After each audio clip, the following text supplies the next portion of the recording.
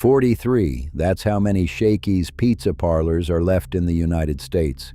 In the country that invented the thing, 2 states hold almost all of them, California and Washington. And everywhere else, nothing.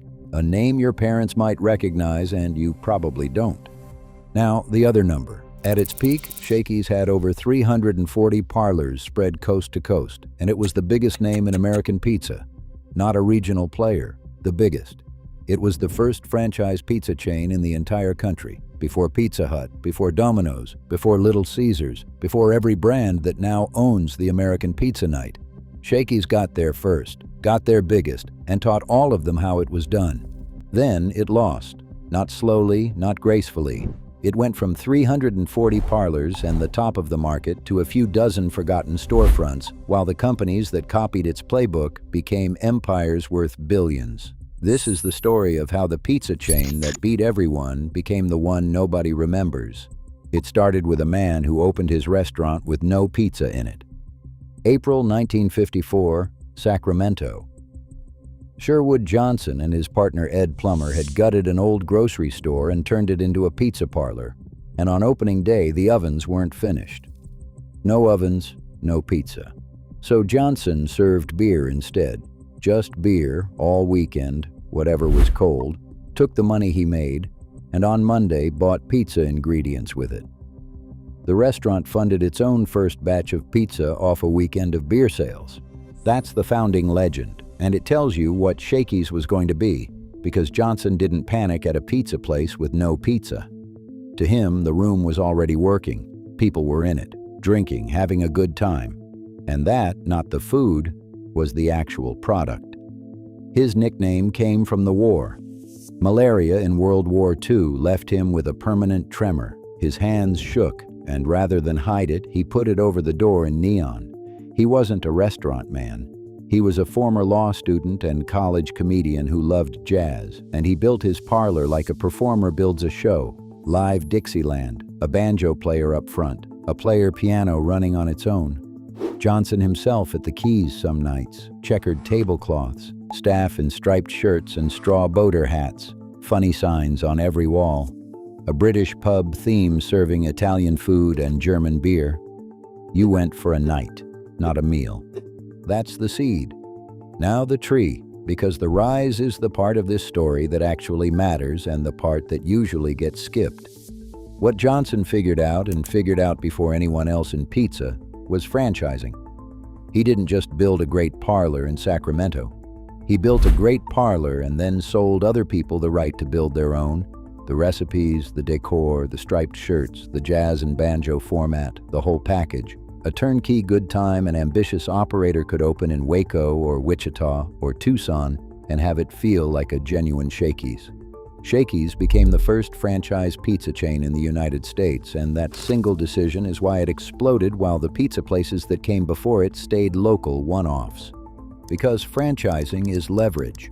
Johnson didn't have to fund 300 restaurants with his own money and his own sweat.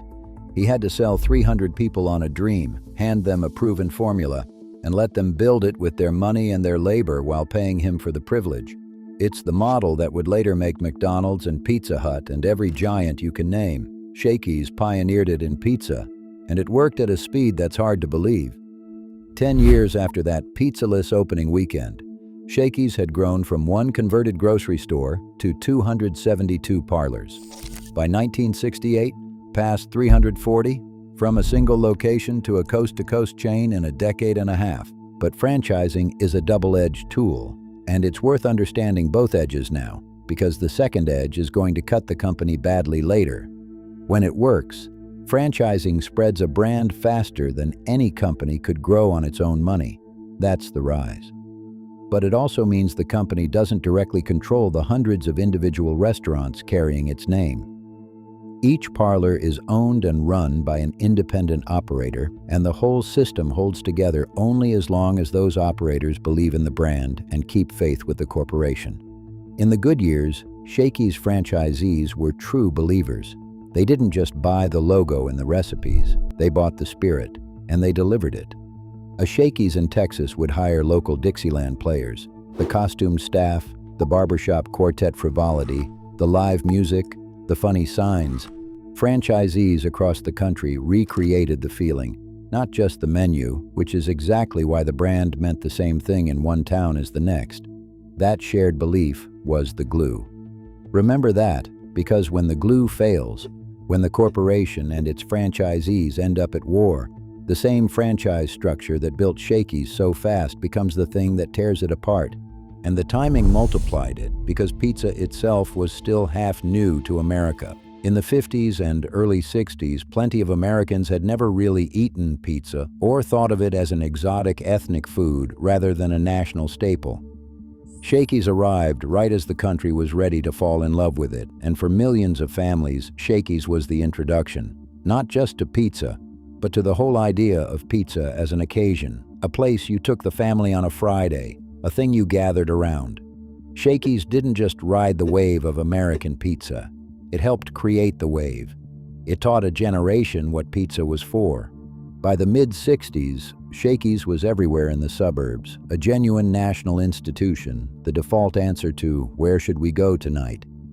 It had the market, it had the momentum, it had a head start on every competitor that would ever matter, because most of them didn't exist yet. Domino's was founded in 1960 and tiny, Pizza Hut in 1958 and still regional, and Shakey's was already the coast-to-coast king. If you'd looked at the American pizza landscape in 1968 and tried to pick the company that would dominate the next 50 years, you'd have picked Shakey's without a second thought. It wasn't close. And it's worth sitting for a moment with what a Shakey's actually was in a given town at that peak, because the scale of the thing it occupied in American life is the measure of how much got lost. For a lot of communities, the local Shakey's was the place. It was where the Little League team went after the game, still in their uniforms, to demolish a stack of pizzas. It was where you had the birthday party, where the family landed after church on Sunday, where a first date could happen without any pressure because the room did the work of making it fun. The open kitchen window let kids press their faces to the glass and watch the dough get spun and tossed and slid into the oven. Free theater, one more thing to watch. The player piano ran on its own in the corner, keys moving under no hands, which to a child is pure magic. Some parlors had a Pong machine projected on the wall, one of the first video games a lot of American kids ever laid eyes on. The Mojo potatoes, thick battered seasoned slices, became a side dish people would drive out of their way for and still hunt down copycat recipes for decades later. It was loud, bright, a little sticky, alive with banjo, beer, and families, and for millions of Americans it was simply woven into the texture of growing up. That's the position Shakey's held. Not a pizza chain among pizza chains, a fixture. The reason its disappearance registers as a genuine loss and not just a business failure is that a whole generation had their good nights there. Which makes what happened next one of the stranger collapses in American business, because Shakey's had every advantage. The size, the head start, the brand, the loyal customers, and lost all of it. The first turn came in 1967 when Johnson sold his half of the company. Not to a restaurant operator, but to the Colorado Milling and Elevator Company, a grain company out of Denver. The next year, that company merged into Great Western United, a sugar and grain conglomerate, and Ed Plummer sold his half too, for $10 million. By the end of the 60s, both founders were gone, and Shakey's belonged to people who milled flour and processed sugar beets. That the founders got out at the top is its own signal, and worth pausing on as a matter of business. In the mid-60s, Shakey's was worth selling for real money. Plummer's half went for $10 million, something like 90+ million in today's terms, which means the company at its peak was a genuinely valuable asset, a proven, profitable, national machine. Johnson and Plummer had built something substantial enough that a major conglomerate wanted it and paid handsomely. That's the high watermark, the moment the balance sheet looked best. And it's a recurring pattern in these stories. The founders cash out at the summit right when the numbers are strongest, and the company passes to owners who bought at the peak and now have to justify a peak price, which pushes them toward exactly the cost-cutting and extraction that hollows the thing out. The sale that proved how valuable Shakey's had become was also the sale that began its unmaking. And here's the single thing worth understanding about the ownership, stated once so we can move on. The new owners looked at Shakey's and saw a pizza company, when Shakey's had never actually been a pizza company. It had been an experience company that used pizza as the ticket in. The live music, the parlor atmosphere, the whole handmade good time machine on a grain conglomerate's balance sheet that was cost, overhead, inefficiency. So over the years and the ownership changes that followed, they trimmed it. The bands thinned out. The parlors got renovated into something cleaner and more generic. They optimized the soul out of it, one reasonable-looking budget decision at a time, and turned a place people drove across town for into a place that just sold pizza. You could chart the decline in the details that vanished, and each one made the operation a little more efficient and a little less Shakey's. The live musicians, first to go, because a band is the easiest line on a budget to question. The open kitchen window, walled up or ignored, no more show. The straw hats and striped shirts, swapped for whatever uniform was cheapest. The big communal tables that put strangers elbow to elbow and made the room feel like a party, broken up into ordinary booths because booths turn faster and a lingering party is, on a spreadsheet, a table that isn't turning over. Every cut was defensible on its own. Together, they added up to a restaurant that had been optimized, feature by feature, out of the very thing it was. A chain that had methodically, competently removed every reason anyone had ever loved it, and then couldn't understand why the love was gone. That mattered. But if the story were only bad owners ruined a good thing, Shakey's would be a footnote. The reason Shakey's collapse is a real business story, the reason it's worth telling, is that the ownership blunder collided with three enormous forces bearing down on the whole industry at once, and any one of them would have been a serious threat. Together they were fatal. And it's worth being clear-eyed that these three forces killed plenty of other chains too, chains with better owners than Shakey's had. This wasn't a fate unique to one badly managed company. The American casual dining and restaurant landscape of the 70s and 80s was a graveyard of concepts that couldn't survive the same shifts. What Shakey's ownership problem did was remove the one thing that might have let it beat the odds, its irreplaceable differentiator, the experience, right when it needed that differentiator most.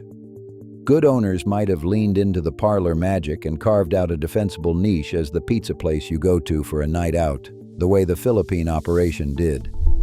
Shakey's American owners did the opposite, and so faced the three forces stripped of the only armor that could have turned them.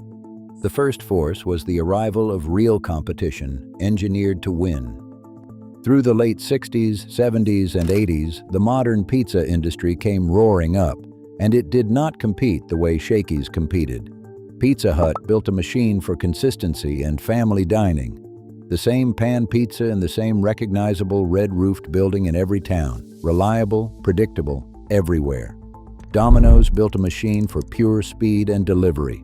30 minutes or it's free. The whole company organized around a stopwatch. The pizza engineered to survive a car ride and arrive hot at your door. Little Caesars built a machine for cheap and fast. The bulk value play. Every one of these companies was monomaniacally focused on the pizza as a product and on getting that product to the customer as efficiently as humanly possible. And they poured their energy into exactly the things Shakey's had never had to sweat. Pizza Hut obsessed over menu development, over the pan pizza and the stuffed crust and the recognizable building you could spot from the road at 40 miles an hour. Domino's obsessed over logistics with an intensity that bordered on the fanatical. The box design, the cut time, the delivery route, the exact minute the driver pulled away from the store. The corporate culture built entirely around getting a hot pizza to a door faster than anyone thought possible. These were companies engineered from the ground up to win a specific, narrow, brutally competitive contest, whose pizza is more consistent, faster, cheaper, more convenient. Shakey's had never had to be that. Its whole advantage had been the experience, the destination, the night out, and against companies obsessed with perfecting and delivering the actual pizza, Shakey's product side game was soft. It had won by not competing on pizza. But the new giants forced the fight onto pizza itself. And on that battlefield, Shakey's had no edge, especially after its owners had stripped away the experience that was its only real weapon. They'd disarmed the company and then marched it into exactly the fight it couldn't win. Picture a jazz club that fires its band and then tries to outcompete the sports bar next door on wings and beer prices. It has thrown away the one thing that made it worth choosing, and now it's fighting on the exact ground where it's weakest, against opponents built to win there. The second force was bigger than any competitor. America changed how it wanted to eat. The 70s and 80s were when the country fell in love with convenience. With dinner delivered to the couch, the TV on, nobody getting dressed, nobody going anywhere. And this is the force that should have terrified Shakey's more than Domino's or Pizza Hut individually, because it attacked the very premise of what Shakey's was. Shakey's was a destination. Its entire value proposition was that you left your house, drove somewhere, walked into a loud, bright room full of people and live music, and made an evening of it. You cannot deliver that. You cannot fold a banjo player and a room full of strangers having a good time into a cardboard box and hand it through a car window in 30 minutes. Think about how completely that shift undercut the model. Everything that made Shakey's special was tied to being there, in the room. The music you had to be present to hear, the atmosphere you had to walk into, the gathering, the occasion, the sense of an event, all of it required physically showing up. And the entire momentum of American eating in those decades was moving in the opposite direction, toward the meal that required showing up nowhere. Television was bigger, home was more comfortable, families were busier and more scattered, and the pizza that arrived at the door with zero effort fit that life perfectly. The pizza that demanded you round up the family, get in the car, and go outfit it worse every year. So the exact thing the country was falling in love with, pizza that comes to you, no effort, no outing, was the precise thing that rendered Shakey's whole reason for existing obsolete.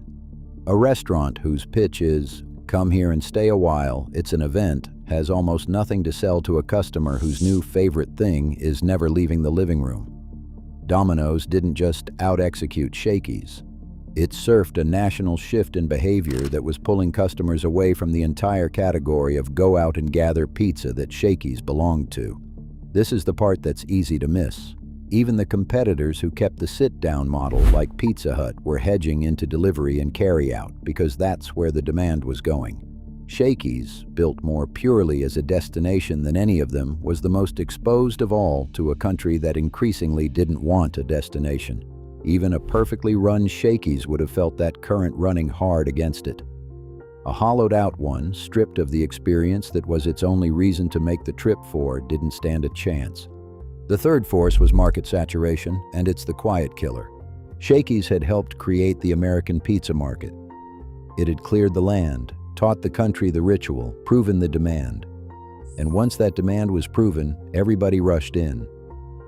The pizza market of the 60s, where Shakey's was one of a few real chains, became the pizza market of the 80s, where there was a pizza place on every corner and 3 chains fighting over every suburb. The pioneer's reward for opening the frontier was watching it fill up with better-funded settlers. Shakey's had first-mover advantage, and first-mover advantage is real, but it is not permanent, and it evaporates fast when the market floods and you're no longer offering anything the flood doesn't offer cheaper and faster. And saturation does something subtler than just splitting the pie into more slices. It commoditizes. When pizza is rare and Shakey's is one of the few places that has it, Shakey's is special almost automatically. When pizza is everywhere, every chain, every corner, every grocery freezer aisle, pizza itself stops being a reason to go anywhere, and a pizza restaurant has to justify its existence on something other than the mere availability of pizza. The strong survivors justified it on speed, price, or convenience. Shakey's had justified it, originally, on the experience. The one differentiator that could actually have survived commoditization because nobody else had the banjo and the parlor and the party. But that was exactly the differentiator its owners had spent years dismantling. So Shakey's arrived at the saturated, commoditized market of the 80s, having voluntarily discarded the one thing that could have kept it from being just another interchangeable pizza sign in a landscape drowning in pizza signs. Put the three forces together with the ownership blunder and you get a company caught in a closing vice. Better engineered competitors squeezing on product. A national behavior shift squeezing on the whole destination model. A saturating market squeezing on margins and share, and owners who, instead of leaning into Shakey's one true differentiator to survive all this, spent those years sanding that differentiator away. Every force pulling the same direction, down. The instability made it worse, and this is a genuinely important piece of the business story. After the grain conglomerate, Shakey's didn't settle into stable hands. It got sold and resold, owner after owner, for something like 35 years. And every new owner arrived with a new strategy. One pushed it upscale, the next chased value, the next renovated the whole look, the next rebranded, the next reworked the menu. A restaurant chain lives or dies on a stable identity, a clear answer to, what is this place and why do I go there?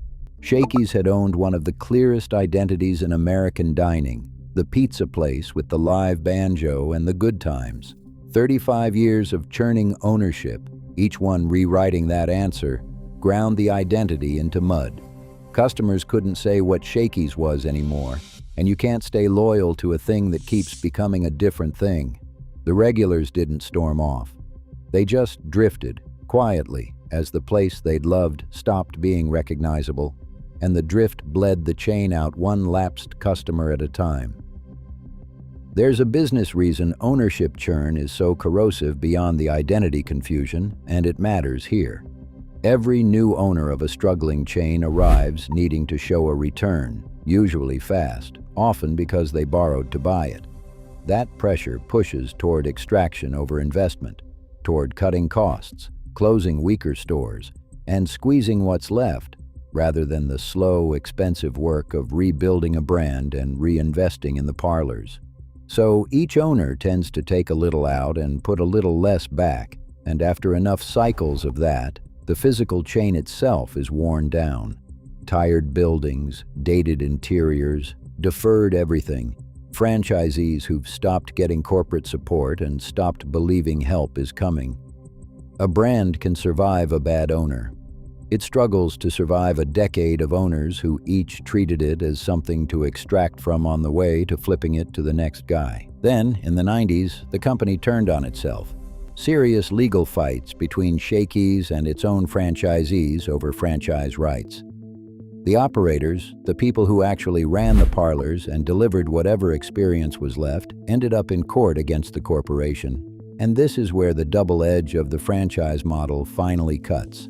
The same structure that let Shakey's expand so fast in the 60s, hundreds of independent operators carrying the brand, depends entirely on the corporation and those operators being on the same side.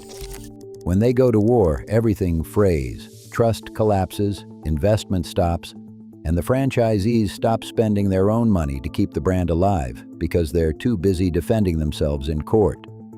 The people closest to the customer, the ones actually delivering the product every night, were now adversaries of the company whose name was on their door. It battered the reputation and the finances at the worst possible moment and accelerated a decline already well underway. By the 80s, the closures were coming fast, and they came in the quietest possible way. There was no dramatic Shakey's bankruptcy that made national news, no single terrible day. The parlors just went dark one at a time. A location in your town that became a bank branch. 2 towns over that became a carpet store. The one by the mall that sat empty a year and then got knocked down.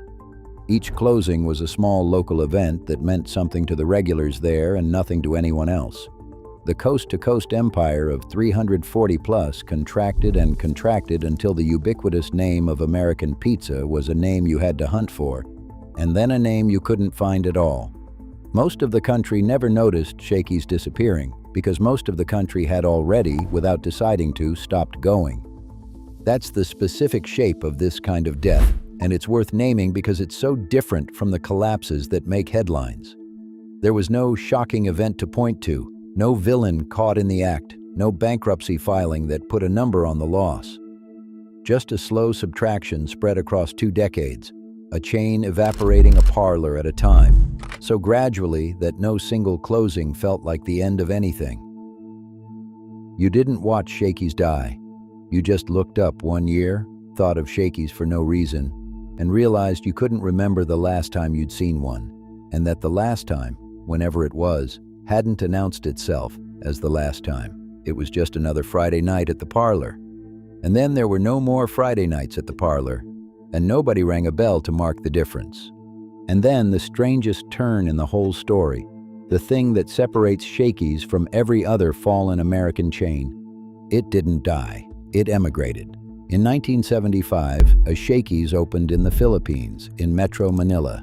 And in the Philippines, it caught fire and never stopped burning. The concept that was rotting in its American birthplace became a beloved national institution over there. Hundreds of locations, a household name, the place Filipino families grew up on for 50 years the way American families once had, not a nostalgic relic. A living, thriving giant, publicly traded on the Philippine Stock Exchange. The contrast is the whole thesis of the story in one clean fact. Same brand, same recipes, same founding DNA. A fading memory in the country that invented it, a booming national favorite 11,000 miles away. And the difference comes down to how it was run. In the Philippines, Shakey stayed in the hands of operators who treated it as a family entertainment experience, who leaned into the whole package, the fun, the gathering, the occasion, rather than stripping it down to a pizza delivery machine. They kept it close to what Johnson actually built. In America, after 1967, it got passed among owners who kept mistaking it for a pizza company and renovating away the very thing that made it worth visiting. Over there, they understood the assignment. Over here, after the founders left, nobody with real power ever quite did. That single difference, running for 50 years, is the gap between hundreds of thriving stores and 43 ghosts. Eventually, the Philippine operation became the center of gravity for the entire brand. The story now runs backwards from what you'd expect. The American original, the withered branch, and the overseas offshoot, the trunk. Around 500 Shakey's locations exist worldwide today, and the overwhelming majority are nowhere near the United States. They're in the Philippines, Singapore, Japan. In the country that invented the first pizza franchise in American history, there are 43. The chain America created survived by leaving America, and the Philippine version is instructive precisely because it proves the collapse wasn't inevitable. The 3 great forces that crushed Shakey's in America, engineered competitors, the delivery shift, market saturation, those weren't unique to the United States. The Philippines has fierce pizza competition, has delivery, has plenty of cheaper and faster options. Shakey's over there faced a version of the same pressures and thrived anyway because it was run by people who leaned into what the brand actually was rather than running from it. It kept the family entertainment identity, kept the sense of occasion, kept giving people a reason to come in and stay that a delivery box couldn't replicate. And it built that identity consistently under stable ownership for 50 years. Instead of rewriting it every time the company changed hands. It adapted the experience to a new country and a new era instead of stripping the experience away. Same brand, same recipes, same founding concept, opposite outcome, which tells you the American collapse wasn't fate. It was a series of choices made by people who didn't understand what they were choosing about. Sherwood Johnson didn't see most of it. He'd cashed out in 1967 and moved on, and he died in 1998, having watched from a distance as the empire he built shrank toward nothing, while a version of it he'd had little to do with quietly conquered the other side of the world. The people running Shakey's in the U.S. today understand what was lost, and to their credit, they're chasing it. They talk openly about bringing back the pizza parlor, the actual parlor, the experience, the reason to be there beyond the food. New prototypes deliberately nod to the banjo-strumming past, marrying old parlor spirit to game rooms for kids and big screens for the game. They've circled all the way back to treating the thing the old owners called overhead as the thing worth rebuilding, which means somebody finally read the story right. It only took the near-total erasure of the brand in its own country for the lesson to land. Whether it works is an open question, and the honest answer is that reviving a chain from 43 locations is brutally hard, harder than most people appreciate. Scale is its own advantage in the restaurant business. It buys you advertising reach, supply chain leverage, real estate presence, the simple fact of being seen, being top of mind, being an option people remember exists. Domino's and Pizza Hut have thousands of locations, reminding the country they're there every single day. Shakey's has 43, most in 2 states, invisible to the vast majority of Americans who've never seen one and have no memory to reactivate. You can rebuild the Parlor experience in a prototype, rebuilding the market presence, the muscle memory of a whole country that used to go to Shakey's and now doesn't even think of it. That's a mountain, and the competitors who occupy that mental space now are enormous and entrenched and not going anywhere. The revival isn't hopeless, but it's starting from a position its founders would have found unimaginable. The pioneer, the original, the first name in American pizza, trying to claw back onto a map it used to own. And the lesson is bigger than pizza. Shakey's is the pizza chain that beat everyone and became the one nobody remembers, while the companies that copied it became giants. And the reason isn't that Shakey's was worse. At the thing it invented, the pizza night as an event, the destination parlor, the good time you drove across town for, Shakey's was better than all of them, and stayed better right up until it was dismantled. The reason it lost is that the thing it was great at turned out to be the more fragile thing to be great at. Pizza Hut and Domino's built systems, replicable, optimizable, weatherproof machines for making and moving pizza, robust enough to survive changing owners, saturating markets, and shifting habits because there was nothing delicate in them. Shakey's built a feeling, and a feeling is the most fragile foundation a business can have. It requires an owner who understands it and tends it. It survives changing tastes only if someone keeps reinventing how to deliver it. It cannot be run on autopilot by people who think they bought a pizza brand, and it cannot outlast a shift in how the whole country wants to eat unless someone fights to keep it relevant. The systems were built to endure without love. The party needed love to exist at all, and after 1967, it stopped getting any in the country of its birth. There's a broader pattern here that Shakey's illustrates as cleanly as any company in American history. The businesses people love most, the ones they get misty about decades later, the ones that become part of childhood, are very often the ones built on experience, atmosphere, a specific, irreplaceable feeling. And that's exactly the kind of business that's hardest to sustain across time and ownership. Because the thing it's selling doesn't show up on a balance sheet, can't be easily systematized, and looks like pure cost to anyone measuring by the numbers alone. The businesses that endure that scale to thousands of locations and last generations tend to be the ones built on systems and efficiency, colder, more replicable, easier to hand from owner to owner without breaking. So there's a quiet, slightly heartbreaking rule buried in the story of American dining. The places we love the most are structurally the most likely to die, and the places we merely use are the most likely to survive. Shakey's was a place people loved. Domino's is a place people use. Guess which one has thousands of locations and which one has 43? So the pioneer lost to its own students, the destination lost to the delivery box, and the first name in American pizza got optimized and outcompeted and out-evolved into 43 storefronts in 2 states, while the imitators who only ever sold the pizza built billion-dollar empires on the appetite Shakey's had created for them. In the Philippines tonight, the party's still loud. Hundreds of rooms of it, families packed in, bright and alive, exactly what Sherwood Johnson built. In America tonight, in one of the 43, someone's finishing a plate of mojo potatoes and remembering when there was a banjo in the corner, and the whole place felt like a celebration they'd been personally invited to. The music didn't stop because America stopped wanting it. It stopped because the people who inherited the band never understood they'd inherited a band at all. And by the time anyone figured it out, the imitators owned the market. The country ate on its couch, and the first great name in American pizza had already gone quiet in the only country that ever called it its own. 43 parlors. In a nation that once had 340 of them and called Shakey's the king. The pioneer that taught America to love pizza and taught Pizza Hut and Domino's how to sell it ended up a ghost on its own home ground, beaten not by a better idea but by better machines, a changed country, a flooded market, and 35 years of owners who kept trying to run a party like a factory until the last of the music faded out and hardly anyone noticed it was gone.